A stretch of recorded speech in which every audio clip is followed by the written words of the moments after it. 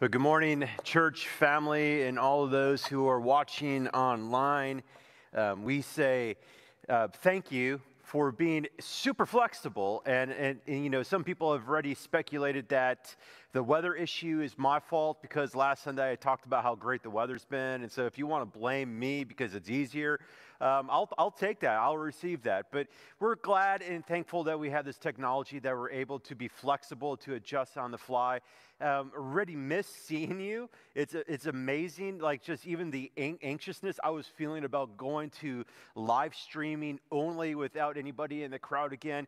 But that's the times that we live in, and God is good, He's faithful, He's sovereign, nothing changes that. And so before I get into any other little details, I want you to be ready. Turn to Daniel chapter 6, okay?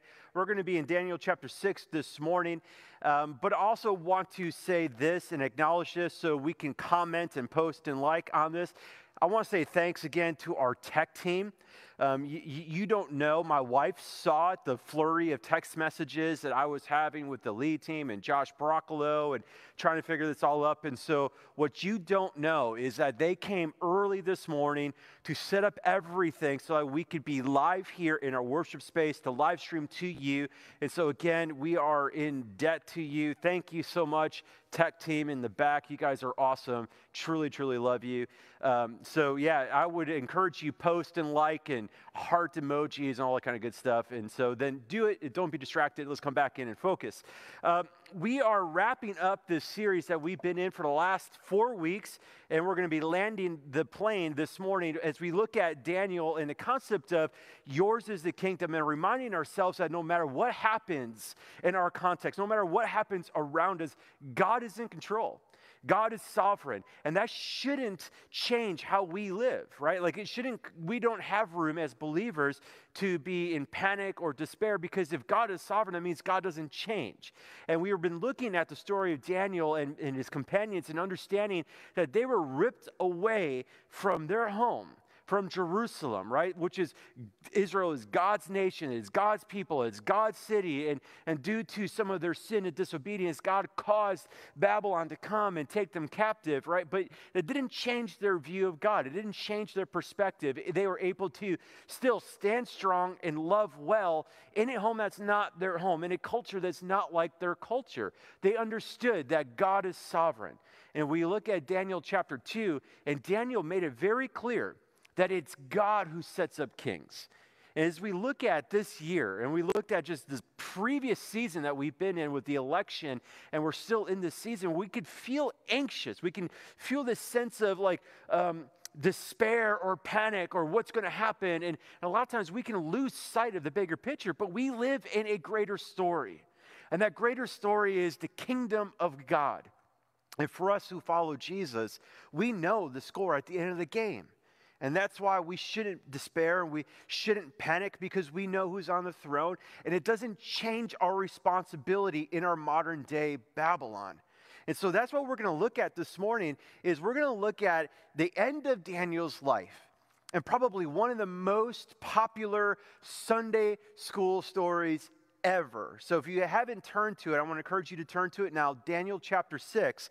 And if you've been part of church world for some time, maybe you're popping into church now, but you remember going to Sunday school, I want to encourage you, don't look at Daniel chapter 6 as a rerun. Like, you already know, like, oh, it's Daniel's in a lion's den. I know this story. It was a great story.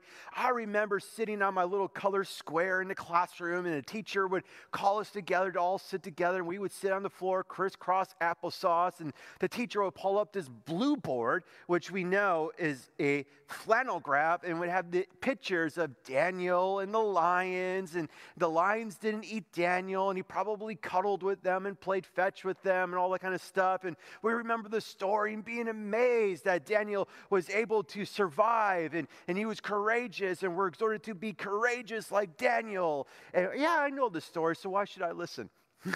Because that's not the part of the story that we actually should be impressed with. When we look at Daniel chapter 6, the reality is it's not really an appropriate Sunday school story if you think about it, right? It's a story about intrigue and deception, and it's actually really cruel when you think about the punishment. We're going to throw a guy into a den of lions who've been starved on purpose so that way they can devour and rip apart the prisoner. But it's a great Sunday school story. But it's really a much better adult story. So don't treat this like a rerun, because what we're going to discover is this is the pinnacle of how to stand firm and love well in our modern day Babylon, okay? This is not a rerun. And I know I already said this, but I want you to grab hold of this. This is not even really a children's story. This is a story for us who follow Jesus now, about how to live a life of deep significance and impact in our modern day Babylon, how to stand strong and to love well today, how to live with the mindset that the kingdom is God's and our role and our purpose here is still to be salt and light. The beginning of Daniel chapter 6, we're picking up on the heels of Daniel chapter 5. And chronologically speaking, this is the end of the 70 years.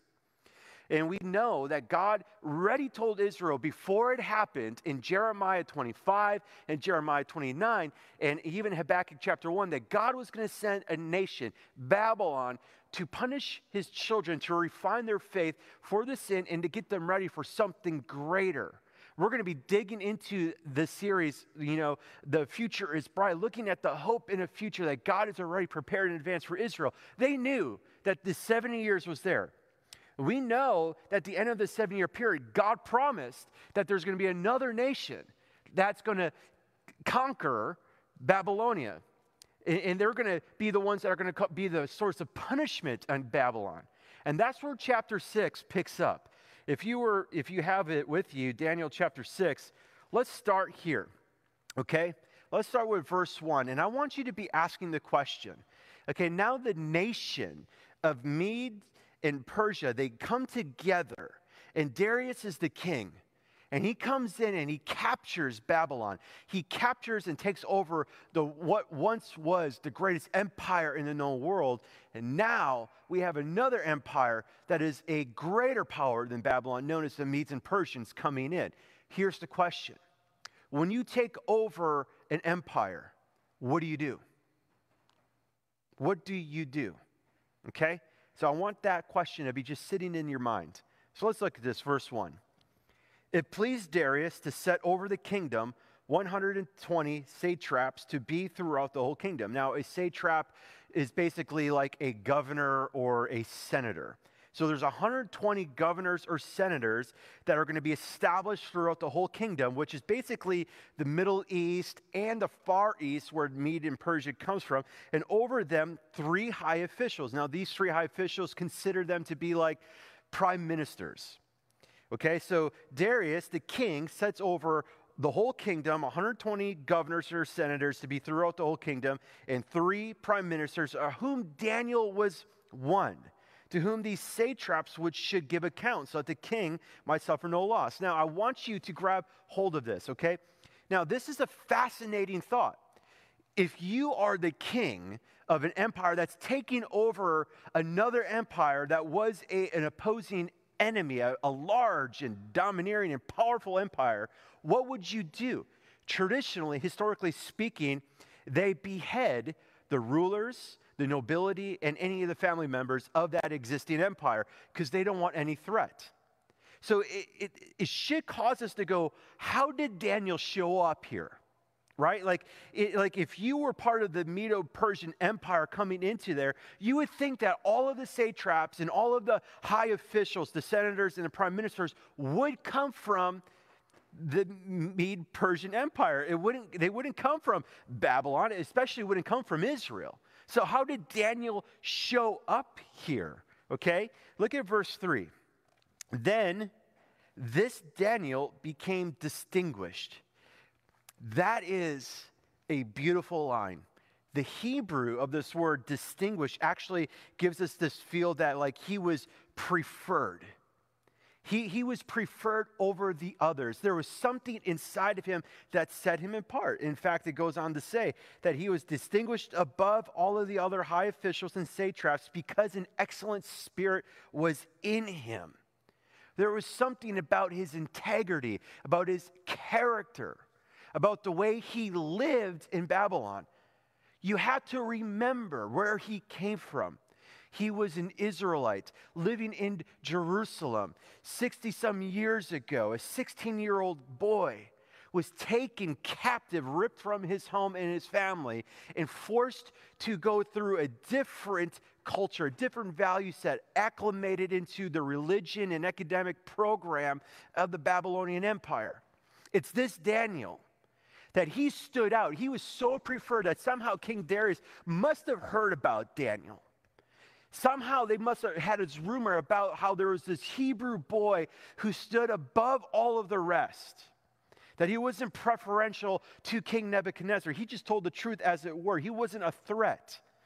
He graduated cum laude in magic school. Like he was someone that you would just look forward to. And all of a sudden they brought him in. And Darius heard about it, probably saw the way he lived and said, I want him to be one of the 3 prime ministers. This Hebrew slave was overseeing all of the other folks from the Medo-Persian Empire. Do you think that would have ruffled a few feathers? Do you think that would have caused a little bit of jealousy and bitterness and maybe some anger? Do you think that maybe this could have undermined the credibility of King Darius? You don't do this. Daniel should have been killed when the Medo-Persian Empire took over Babylon. It should have happened. But it's not what happened. Darius knew something about Daniel, and he was preferred. He was distinguished. And he wanted, look at this now, he wanted to put him even over the whole kingdom. Like Daniel was so preferred that he was going to be over the other 2 prime ministers. So let's look at what happens. Verse 4.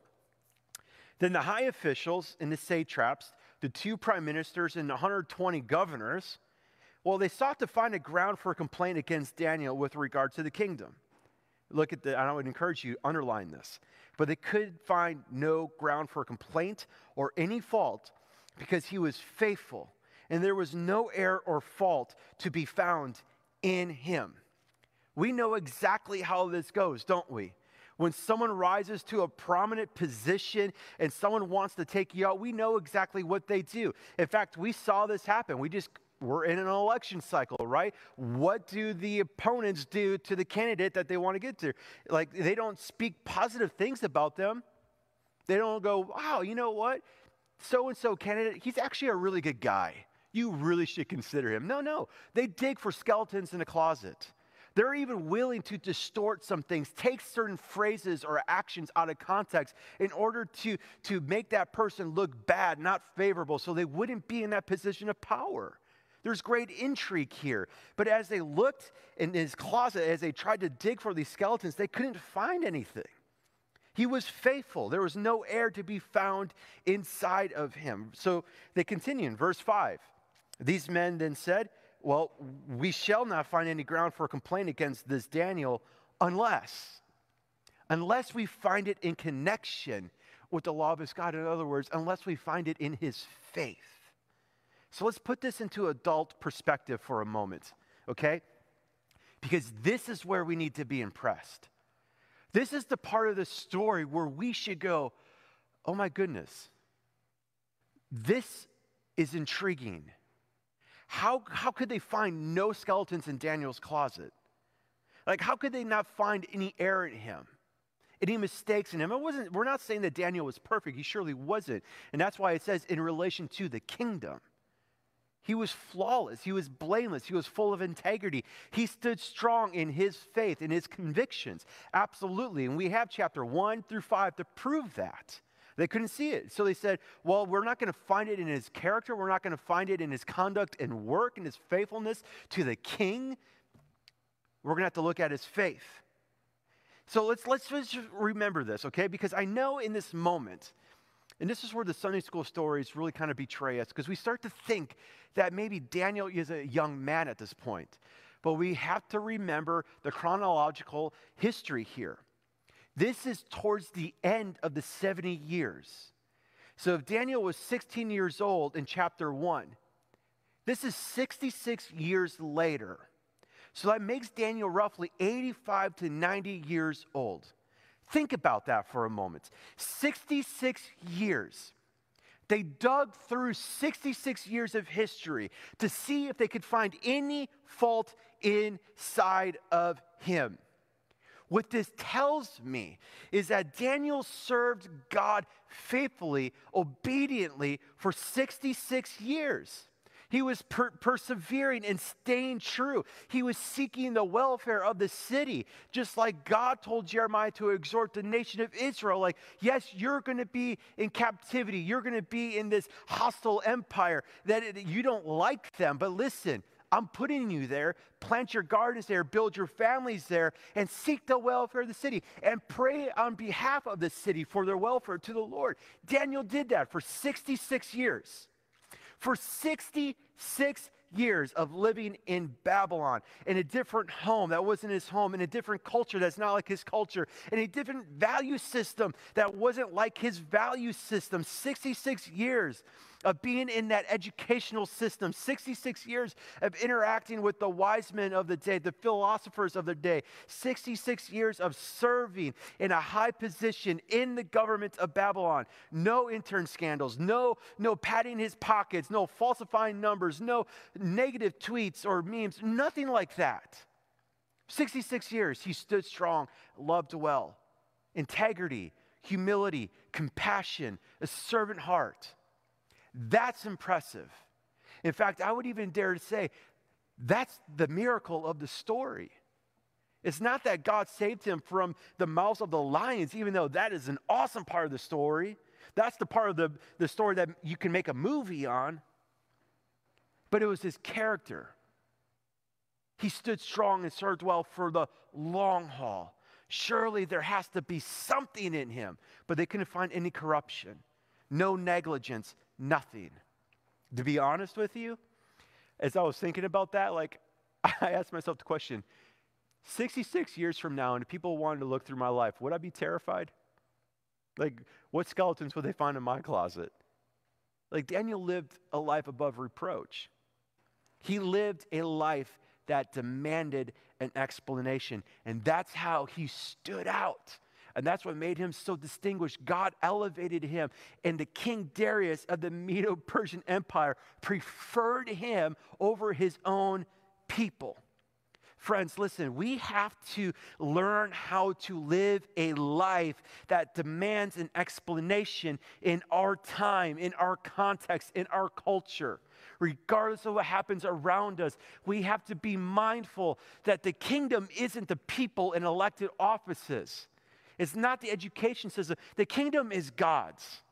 It will forever be his kingdom. His kingdom has no end. God is the one that establishes kings and rulers and nations. And to God, they're like a drop in the bucket. We're caught up in a larger story. We have to be mindful of that. When we understand the sovereignty of God, it should change how we live, and our lives should demand an explanation for the hope we have. Our faith has to be expressed beyond just words. It is so easy for us to tell the world around us that, hey, I believe in God. That's one thing. It's a whole nother ballgame when you can tell people to say, hey, look at my life, because my life will tell you about my faith in God. That's important. It's one thing to simply tell the world, I believe in God. And it's a whole nother thing to say, yes, I believe in God, and I want my life to tell you and to show you about my faith in God. Our lives have to demand an explanation. Think about that. As long as we are breathing, our lives should reflect the hope we have in Jesus. People should be asking the question, why do you do this? Why do you talk the way you talk? Why do you think the way you think? Why do you give the way that you give? Why do you serve the way that you serve? Why do you love the way that you love? Why can't people find any corruption or negligence in our character? Because it has to be rooted and anchored in the hope that we have in Jesus. It is this. This is what made Daniel stand apart. He was constant. He was consistent in his obedience. They couldn't find anything in his character, so they went after his faith. Now, you have to put this in the front of your mind. These folks probably didn't know much about the faith of the Hebrews. They didn't know much about Judaism, so they had to learn it. And so these folks more than likely had to observe Daniel. And Daniel knew what was going on. He's been through this before. He's already elevated to positions of influence and authority in the kingdom of Babylon. He knows that that's a threat to other people. He understands that, right? Just like light is always going to be a threat to any form of darkness. So we should understand that. So they were watching his faith. They were observing him. What does he do? What are the values of their faith? What do they say? What do they really believe? And as they watched Daniel, they started to observe a few things, that his life is following a different set of rules, right? They wanted to attack him at those moments and those intersections that could cause conflict with the king, Darius, and the empire of the Medo-Persian Empire. They observed him. 66 years, he was faithful, unflinching, standing firm in the Lord, standing firm in his faith and his resolve, and loving well. His life demanded an answer. So let's look at this. Verse 6. Then these high officials and the satraps, now the prime ministers, the other ones, and the senators, they came by agreement to the king and said to him. Now, just think about that. They came by agreement. In other words, they had a one-off meeting without the king there, without Daniel being there. Intrigue, meetings in secret and in the darkness. And they said to the king, "O King Darius, live forever." All the high officials of the kingdom, the prefects and the satraps, the counselors and the governors, are all agreed that the king should establish an ordinance and enforce an injunction that whoever makes a petition to any god or man for 30 days, it's not that long, but just for 30 days, except to you, O king, shall be cast into the den of the lions. Now, O king, establish the injunction and sign the document so that it cannot be changed according to the law of the Medes and Persians, which cannot be revoked. So King Darius signed the document and the injunction. So they flattered the king, and they say, "Hey, king, we know the people. We hear the word on the street. We know it's probably even good to establish our authority over the Babylonians. We should really help people understand that you're the king. So let's sign this injunction. Let's make a rule or a law across the land just for 30 days, king, just for 30 days, that everybody who prays to any other god, because in the ancient Near East, there was tons of gods, and even sometimes they would make petitions to other men as gods, so that anybody who would pray or make a petition to any other god or any other man besides you, O king, just for 30 days. Not that big of a deal. People can handle anything for 30 days. If they do this, if they pray to anybody else besides you, just throw them to the lions." And the king's like, "That sounds like a great idea. Let's do it." And so he signs the document. Now, the king assumes something, right? Because these guys totally lied to the king. All of the rulers, all of the prefects, all of the high officials, all of the satraps, we're all in agreement.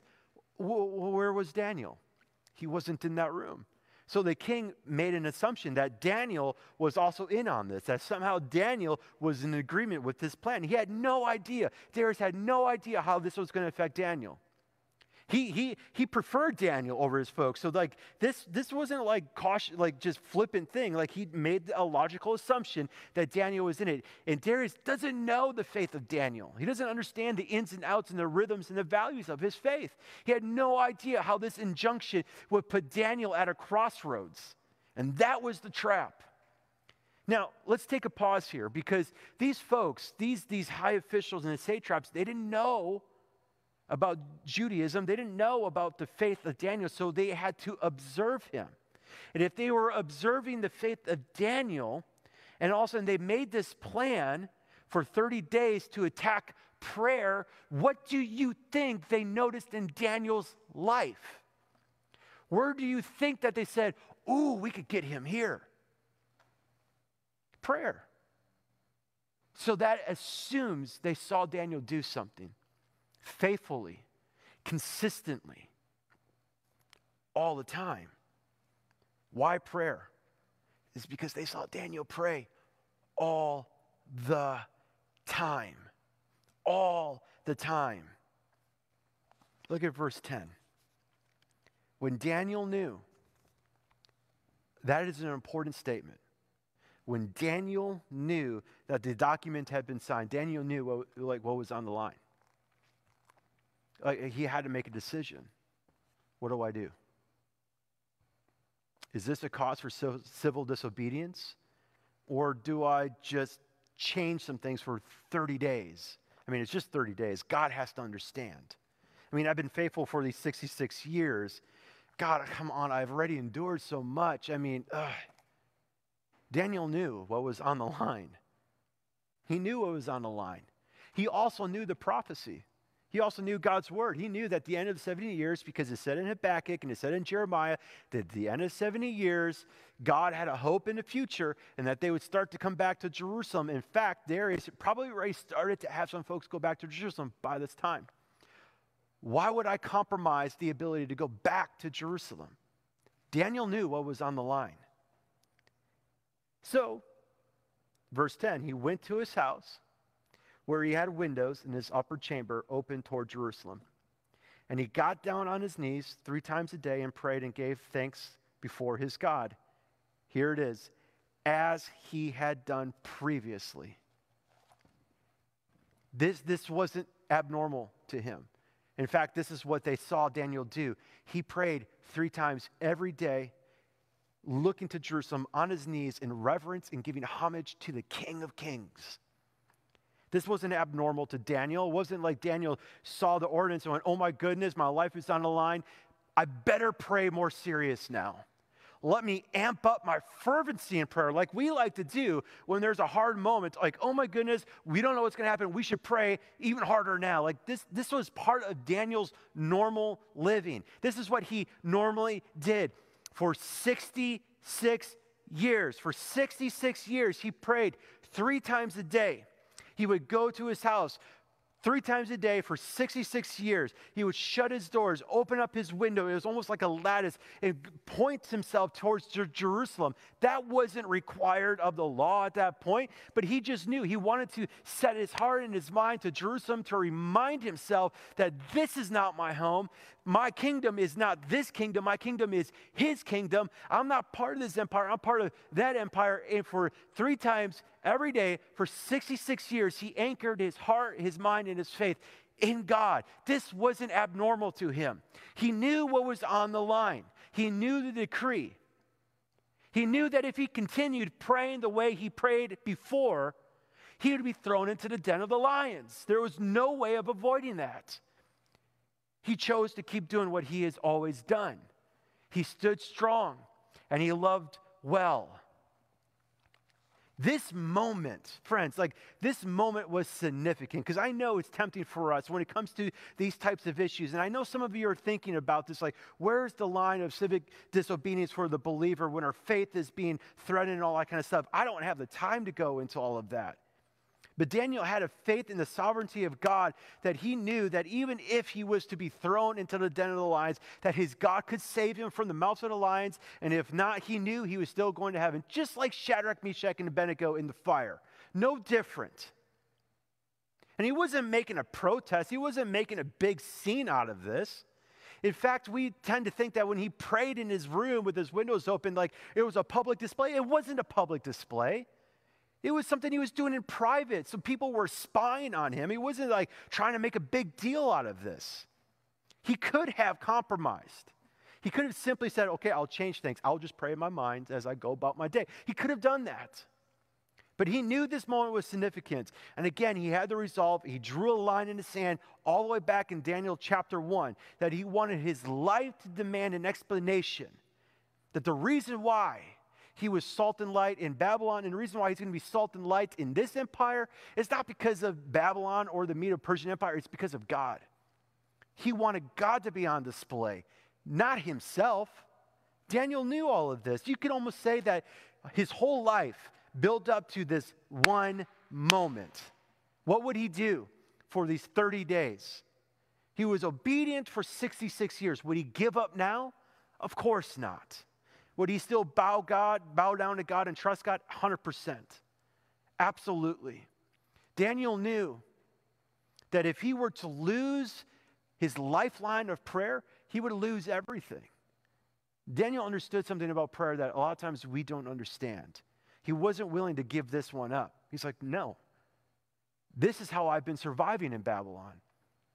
This is how I've been able to be salt and light in Babylon. This is how I've been able to stand strong and love well in Babylon. If I can't pray, if I can't bow down to my king of kings who is ultimately putting up any other king around me, if I can't remind myself and root my heart and my faith in the fact that God is the king and his kingdom is the kingdom, if I can't remind myself that my empire is not this empire, I don't know how I'll be able to survive.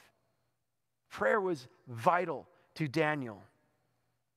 And let's also make another connection here. He didn't have to somehow make this decision in this moment. Okay, let me explain what I mean by that. It wasn't like all of a sudden he's going, what do I do? Do I become obedient or not obedient? This decision was made all the way back in chapter 1. He chose all the way back in chapter 1 to be resolved to stand for Jesus, for God at that moment. His life was consistent all the way through. He believed that God was sovereign. He believed that God was faithful, and God wasn't about to change that. God doesn't change. He knew that. God is sovereign, and that rooted everything in him. He knew that God established him in Babylon. He knew that God took them from Jerusalem to Babylon. He knew all these things, so he didn't change anything for him. So why would he all of a sudden abandon God's faithfulness to become faithless himself? Friends, that's why we have to be extremely careful when our context around us changes. That's why I've been saying from the beginning of the series, for the believer, we have no reason to despair or panic. None. Because if we give in to despair or panic or anxiety based upon things around us, that is just a verdict upon our faith that we do not believe in God's sovereignty. God doesn't change. So why would my obedience and my faithfulness to God change if things changed around me when my God doesn't change? This decision has to be made today. If that isn't resolved in our faith today, when the tempting moments to compromise our faith comes in the future, we will be prone to want to give up and to give in and to compromise. Make that decision today, just like Joshua did at the end of his book. As for me and my family, we will serve the Lord. Regardless of what comes, regardless of what changes around me, I'm resolved and fixed. We will serve the Lord, regardless of what happens. God is faithful. God is sovereign. He is always good. He cannot change. So why would I change? This is what's impressive in this story. This is the part of the story where we got to go, whoa. And I know it's tempting to go, well, it was Daniel. I can't do that. If Daniel can do it, he was a sinful, flawed person just like you and I. If Daniel can do it, we can do it. He just remained connected and faithfully rooted in God. That is the key for us as well. So, as the story continues, of course, the satraps and the other high officials, they catch Daniel praying, and they go rat him out to the King Darius. Hey, Darius, remember that injunction that you signed, you put your little ring on it, and you said that this is good. People can only pray to me for 30 days. Remember that? Well, yeah, there's this guy by the name of Daniel. He pays no regard to you, King. And Darius is like, oh my goodness, what did I just do? because Darius had tremendous respect for Daniel. He preferred Daniel over all of the other leaders, and he was trying to find a way to get out of it, but he couldn't do it because that was the law. Any law of the Medes and Persians is close to a command from God. You can't go against that, and so King Darius had no option but to throw Daniel into the den of the lions. He had to. Look at verse 16. Look at verse 16. Then the king commanded, and Daniel was brought and cast into the lions. And the king declared to Daniel, check this out, may your God, whom you serve continually. Like there was something about Daniel's faith that now is being made known to Darius, like, you've never changed. You've been faithfully serving this God continually. May he deliver you. And a stone was brought and laid on the mouth of the den, and the king sealed it with his own signet ring and with the signet of the Lord's, that nothing might be changed concerning Daniel. And the king went to his palace, and he spent all night fasting, and he couldn't even sleep because he was so worried about what was going to happen. This is impressive. King Darius knew you've been serving your God continually throughout your whole time here. This king is not a follower of God, but yet he recognizes something substantial in Daniel. Whom you serve, I love this. And then in verse 19, then at the break of day, the king arose and went in haste to the den of lions.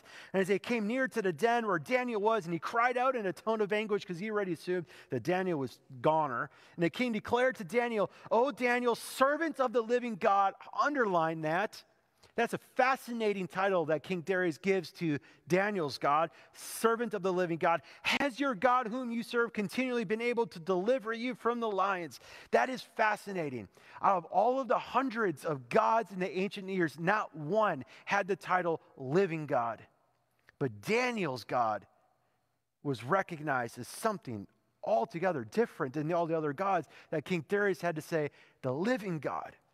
And Daniel's response is fascinating because, like, I was thinking about this. I was like, okay, if I was Daniel and if I was thrown into the den of lions and the king comes the next morning, the one who's responsible for the edict, the one who's responsible for throwing me into the den of lions, and he asked if I was okay, what would I say?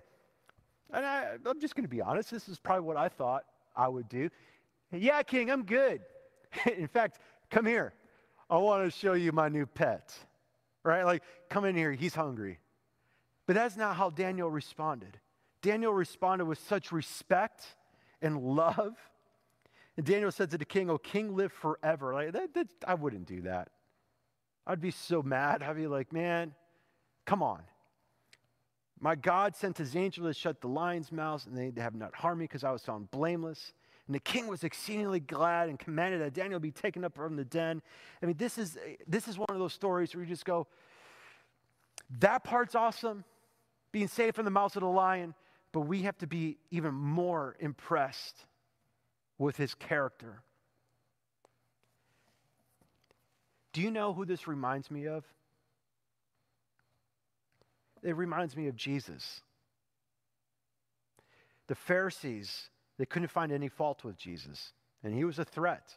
He was a threat to a religious system, and the Jews made him a threat to the Roman Empire.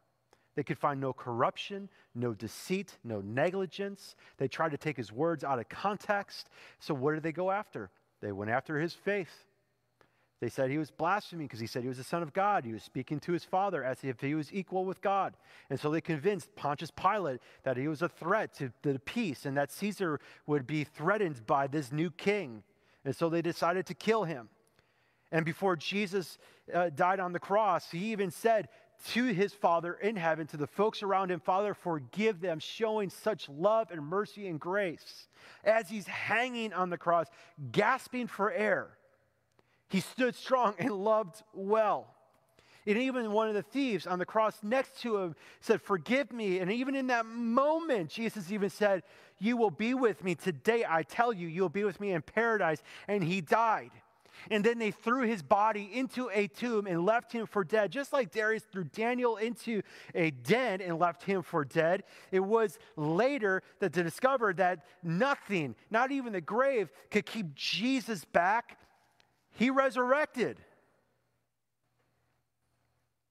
No matter what happens in our lives, friends, no matter what happens, even if our earthly temporal bodies get killed here on this earth for standing firm in our faith, listen, we will be resurrected. Nothing can stop God. Nothing can stop the resurrection power of God. Nothing. This left a significant impact on the king. Look at verse 25 and on. Actually, let me just jump to verse 26 on.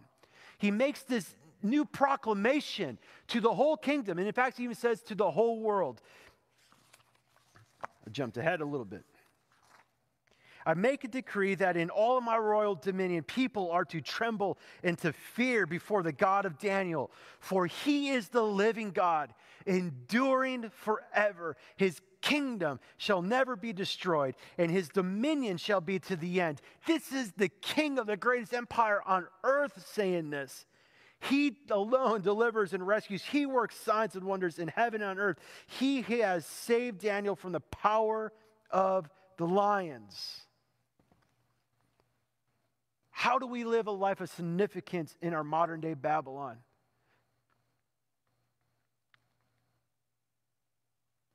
How do we do this? Well, we got to look at what God had in Daniel. What's impressive in this story isn't that God saved Daniel from the mouths of the lion. Like, when we understand stories of like God and saving people, like that shouldn't be a huge surprise. But what should really be impressive is realizing that God had Daniel's heart for 66 years in an evil empire, and Daniel remained faithful. Our significance ultimately is not found in our titles. It's not found by the fact that we say we're a Christian. It's not found in our positions. It's not found in our statements of faith. Our ultimate significance is found in our testimonies and how we live. Does your life demand an explanation for the hope that you have in Jesus? It is so important. So as I close, I want to encourage you to do one thing. One thing. Because I could give you a whole list of things. But this story made it very clear to highlight one thing that Daniel did. Be a person of prayer. Be resolved to pray consistently. Setting your heart on the King of Kings and on his kingdom. Do that consistently. Don't just pray in moments of crisis. Like, I know that's tempting, and in fact, it's okay because it draws you back to the Father. But be a consistent person of prayer. Daniel chose to be a man of prayer. He knew it was on the line. He wasn't going to give that up. Today, choose to pray. And if you don't know how to pray, just follow the example that the Lord taught the disciples, the Lord's Prayer. And I would even encourage you, there is something powerful and beautiful about the posture of kneeling. So kneel before the Father in heaven.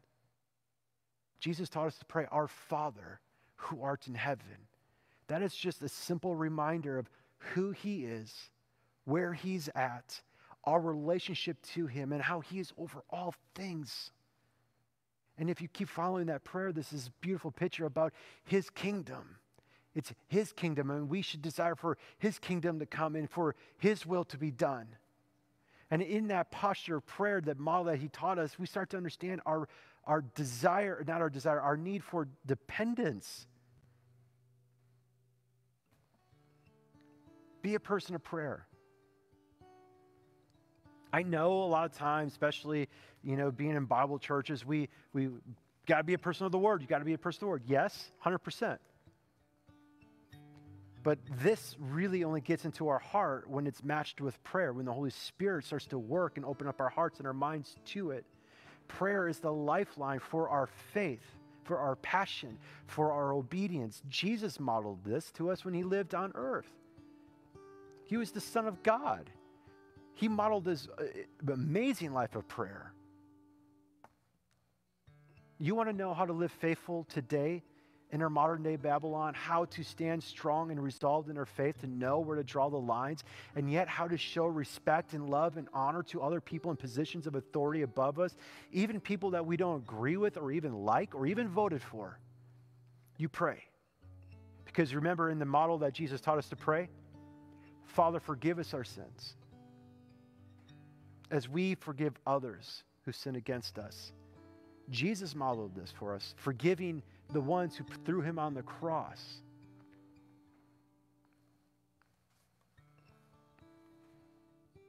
This is what we need today. And yes, 2020 has been a, can I just say it? I'm going to say it. It's been a crappy year. Yeah, I said crappy. I'm sorry. It's been a rough year. It's been a tough year. Some of us lost loved ones with COVID. Some of us are still afraid of COVID, and rightly so. And some of us still feel very unsettled with politics and the economy and jobs and what's going to happen. And I know there's people with all sorts of conspiracy theories about what's happening to the church and all this kind of stuff. And God hasn't changed. God is still on his throne. He's not surprised. None of this. We're here to be salt and light. So friends, we as a church, we're going to pivot strong now after this series. We want to look to the hope in the future that we have in Jesus. We want to look how to be people of hope, people of light, people of love, people of goodness. Because really the church is the hope of the world through Jesus. Nothing else is. And I said this before, this is our moment. And I know I'm talking long, but I just want to share this with you. This is our moment, church, to show off Jesus. This is our moment to be salt and light. Resolve today, not later. Let's stand strong and let's love well. So Father, I pray, Lord, that as we continue to think about your word and your spirit in our time around us, God, I ask that you would give us the heart like Daniel had, to be faithful to you come what may, to be resolved to love you and to love others come what may, to be a person of prayer come what may, to be rooted in your word come what may, to love our enemies even if they're trying to dig up dirt and accuse us and twist our words and say that we believe in this or that, and when that's not even true. Help us to love and show mercy and grace. God, would you give the church wisdom to know when to be civilly disobedient when push comes to shove? But Lord, we're not at that place yet. We're focused on so many other things right now. But Lord, help us to be focused on you and staying rooted in you and how to love others well. God, you've told us that we have this hope and future awaiting us, and there are so many people in our world that need the hope that we have in Jesus. So God, I pray that you would move in our hearts as a church to be salt and light. We serve the only living God. All other gods are dead and defeated. They're not even gods. So Lord, I ask that you would do what you do best in our hearts as we conclude this time. Would you seal your word and your desires for us in our hearts right now? In Jesus' name, amen. You rose full of life and full of breath, and that stone was moved for good, for the Lamb had conquered death. And the dead rose from their tombs, now awakened by the Lord, for the souls of all who'd come to the Father are restored.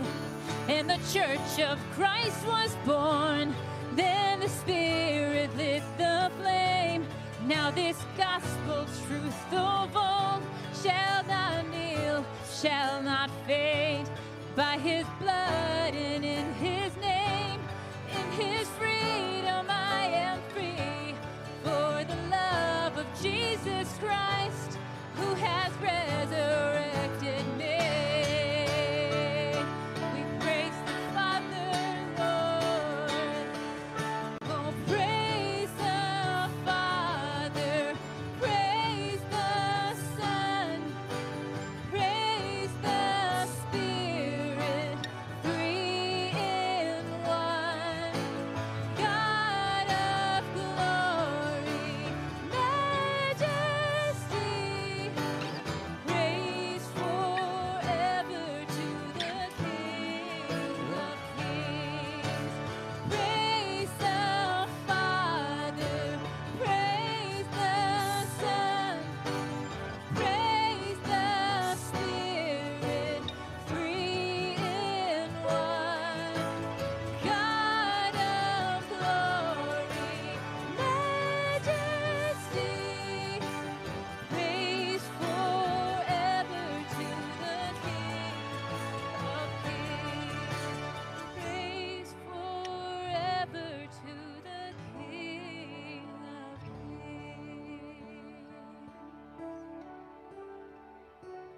Thank you so much, God. We love you, Lord. You are so awesome. You are so worthy of all of our praise, Lord. We thank you, and help us to please be people of prayer, Lord. In Jesus' name we pray. Hey, church, I have a couple things I want to share